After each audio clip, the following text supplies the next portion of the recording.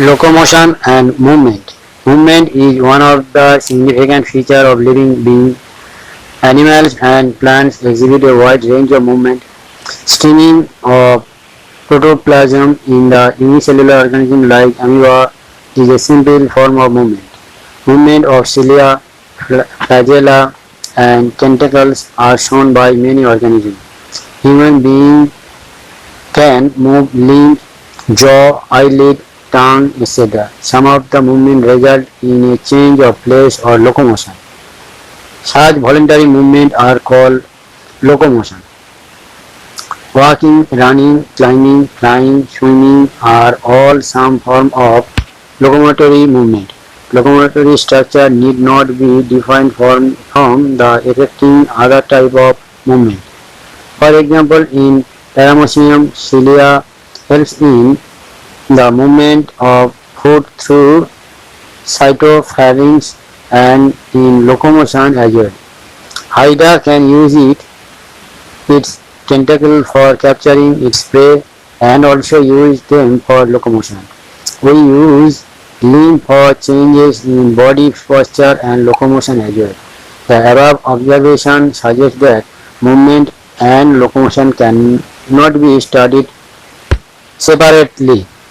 The two may be linked by stating that all locomotion are movement but all movement are not locomotion. Method of locomotion performed by animals vary with their habitats and the demand of the situation. However, locomotion is generally for search of food, shelter, mate, suitable breeding ground, favorable climate condition, or to escape from enemies or predators.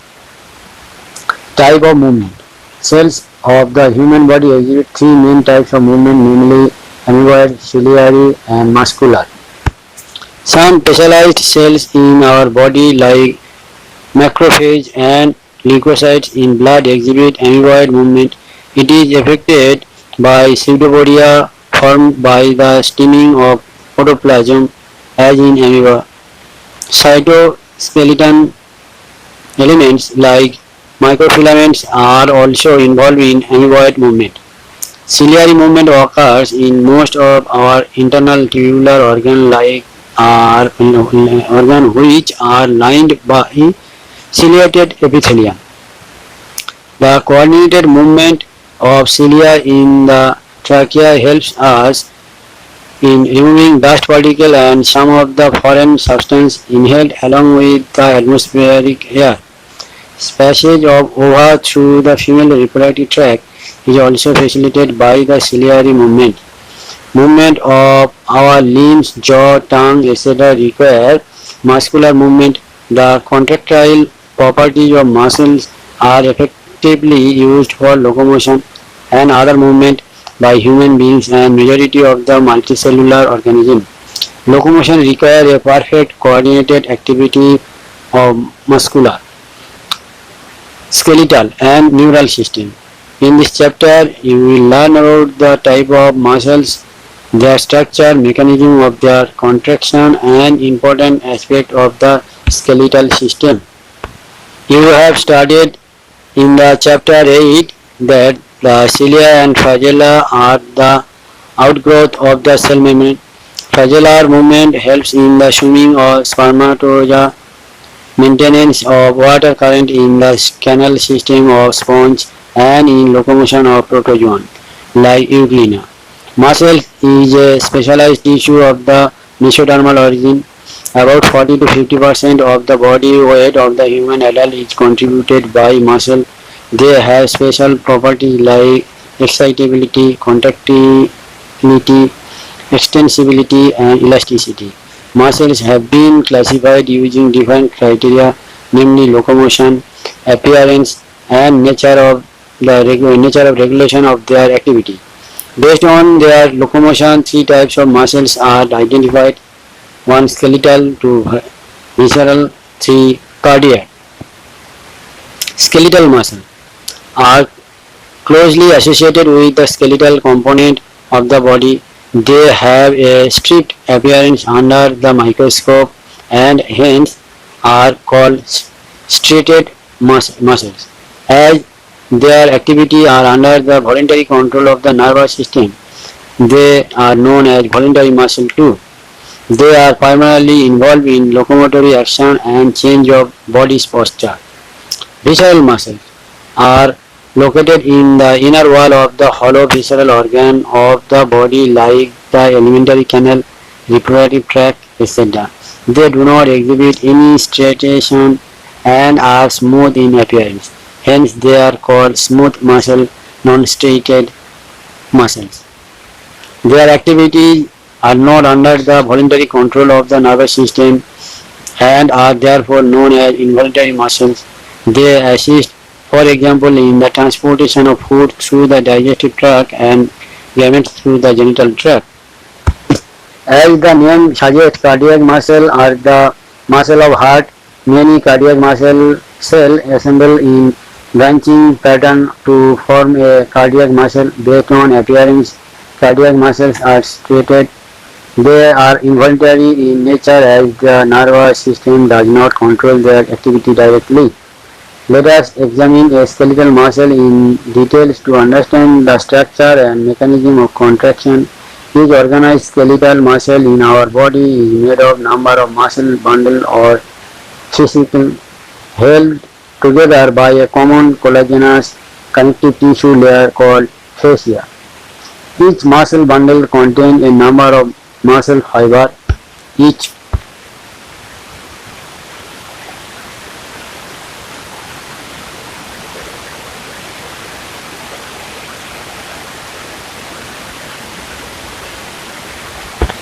muscle fiber is lined by the plasma membrane called sarcolemma enclosing the sarcoplasm.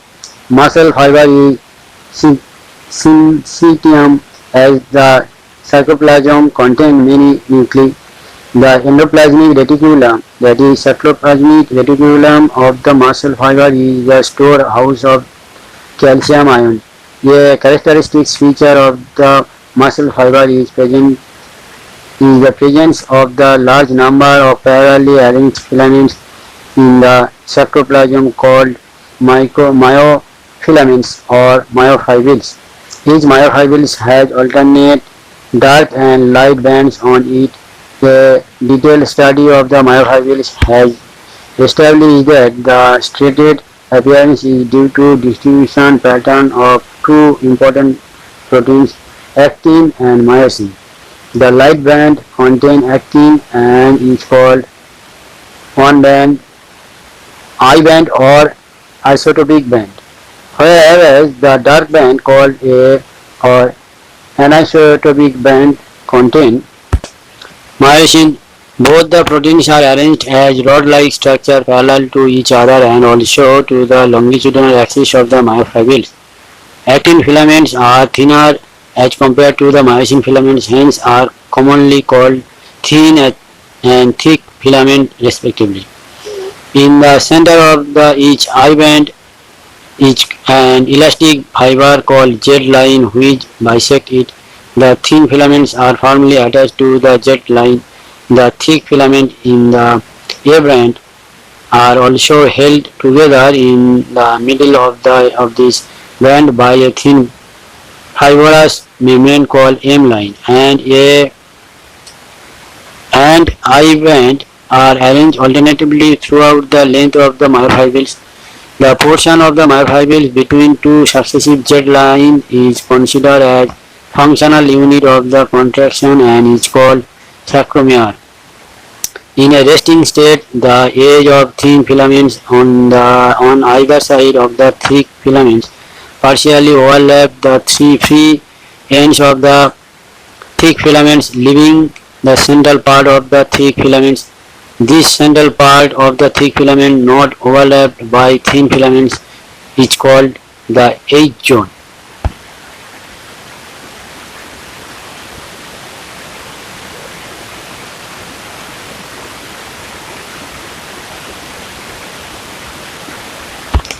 Structure of contractile proteins. Each actin thin filament is made of two F filamentous actin helically wounded to each other. Each F actin is a polymer of monomeric G globular actin. Two filaments of another protein, tropomyosin, also run close to the F actin throughout its length. A complex protein, troponin, is distributed at regular intervals on the tropomyosin. In the resting state, a subunit of troponin masks the active binding site for myosin on the actin filaments. Each myosin thick filament is also polymerized protein. Many monomeric proteins called meromycin constitute one thick filament. Each meromycin has two important parts, a globular head with a short arm and a tail, the former being called the heavy meromycin and the latter called the light meromycin. The heavy meromycin component, that is head and short arm, project outward at regular distance and angle from each other from the surface of a polymerized myosin filament and is known as cross arm. The globular head is an active ATPase enzyme and has binding site for ATP and active site for actin.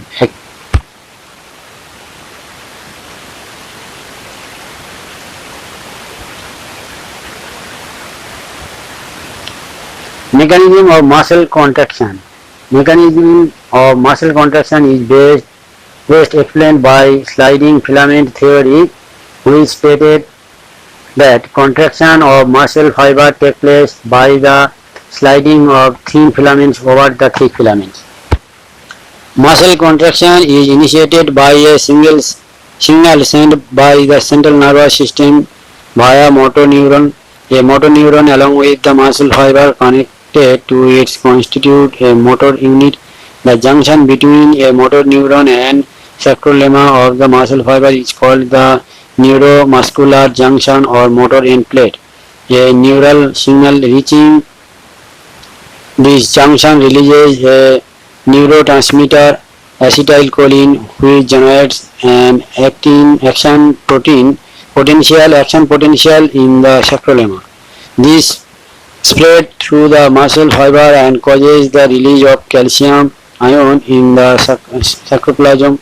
Increase in calcium ion level leads to binding of calcium with a subunit of troponin on actin filaments and thereby remove the masking of active site for myosin. Utilizing the energy from ATP hydrolysis, the myosin head now binds to the exposed active site on actin to form a cross bridge. This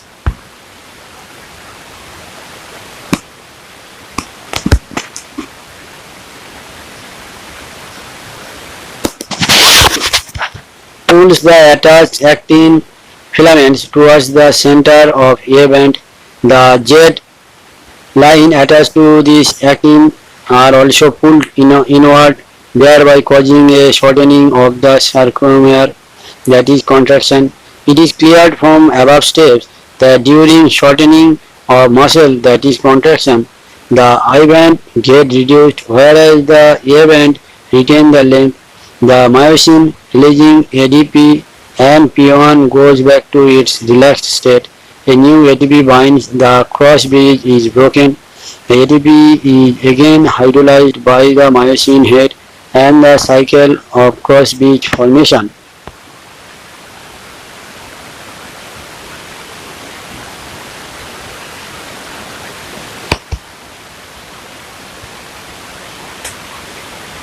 And breakage is repeated, causing further sliding. The process continues till the calcium ions are pumped back to the sarcoplasmic cistern, resulting in the masking of actin filaments. This causes the return of jet line back to their original position, that is relaxation. The reaction time of the fiber can vary in different muscles. Repeated activation of muscles can lead to the accumulation of lactic acid due to anaerobic breakdown of glycogen in them, causing fatigue. Muscle contain a red-colored oxygen storing pigment called myoglobin. Myoglobin content is high in some of the muscle which gives a reddish appearance. Such muscles are called red fiber. These muscles also contain plenty of mitochondria which can utilize the large amount of oxygen stored in them for ATP production.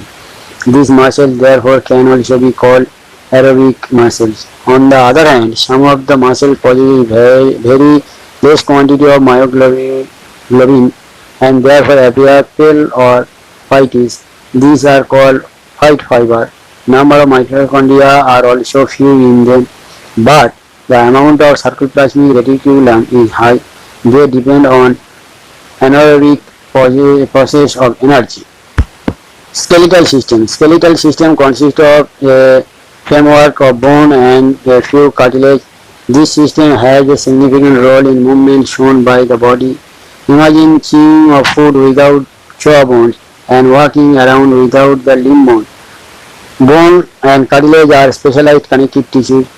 The former has a very hard matrix due to calcium salt in it, and the latter has slightly pliable matrix due to chondroitin salt.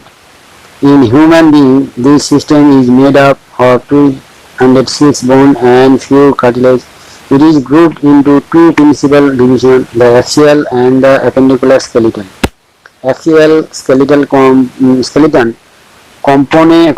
comprises 80 bones distributed along the main axis of the body.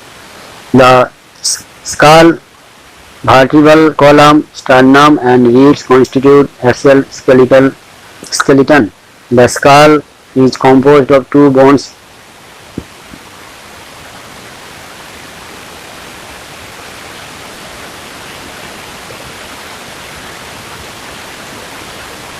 cranial and facial. The total to 22 bones. Cranial bones are 8 in number. They form the hard protective outer covering, cranium of the brain. The facial region is made up of 14 skeletal elements which form the front part of the skull. A single U-shaped bone called hyoid is present at the base of the buccal cavity and is also included in the skull. Each middle ear contains 3 tiny bones, malleus, incus, stapes, collectively called ear ossicles.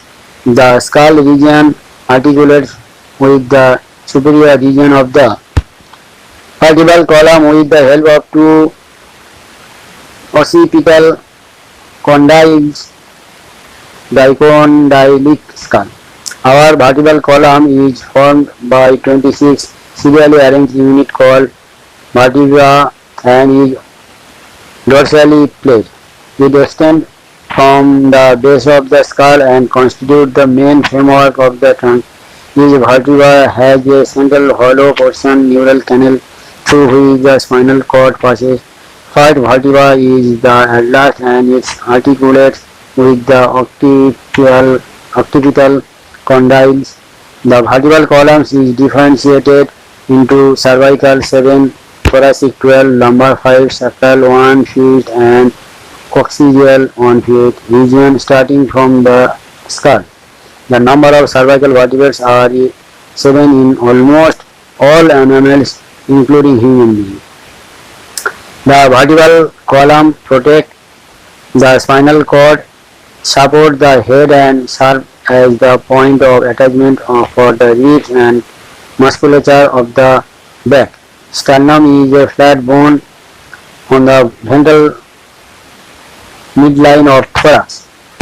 There are 12 pairs of ribs. Each rib is a thin flat bone connected dorsally to the vertebral columns and ventrally to the sternum. It has two articulation surface on its dorsal end and is hence called bicephalic. First 7 pairs of ribs are called true ribs. Dorsally they are attached to the thoracic vertebra and ventrally connected to the sternum with the help of hyaline cartilage. The 8th, ninth, and 10th pair of ribs do not articulate directly with the sternum but join the 7th ribs with the help of hyaline cartilage. These are called vertebrobronchoidal false ribs. Last two pair, 11th and 12th of the ribs are not connected ventrally and are therefore called floating ribs. Thoracic vertebra, ribs and sternum together form the rib cage. The bone of the limb along with their girdle constitute the appendicular skeletal. Each limb is made of 30 bones. The bone of the hand forelimbs are humerus, radius and ulnar carpal wrist bone 8 in number, metacarpal palm bones 5 in number and phalangeal digits 14 in number. Femur, thigh bone, the longest bone, tibia and fibula, tarsal ankle bone 7 in number, metatarsal 5 in number and phalangeal digits 14 in number. Are the bones of the legs in limb. A cup-shaped bone called patella covers the knee ventrally, kneecap. Pectoral and pelvic girdle bone helps in the articulation of the upper and lower limbs respectively with the axial skeleton. Each girdle is formed of two halves. Each half of the pectoral girdle consists of a clavicle and a scapula. Scapula is a large triangular flat bone situated in the dorsal part of the thorax. Between the second and the seventh ribs, the dorsal flat triangular body of scapula has a slightly elevated ridge called the spine which projects as a flat, expanded process called the acromion. The clavicle articulates with this. Below the acromion is a depression called the glenoid cavity which articulates with the head of the humerus to form the shoulder joint. Each clavicle is a long slender bone with two curvature. This bone is commonly called the collarbone. Pelvic girdle consists of two coxal bones. Each coxal bone is formed by the fusion of three bones, ilium, ischium and pubis. At the point of fusion of the above bones is a cavity called acetibulum, to which thigh bone articulates.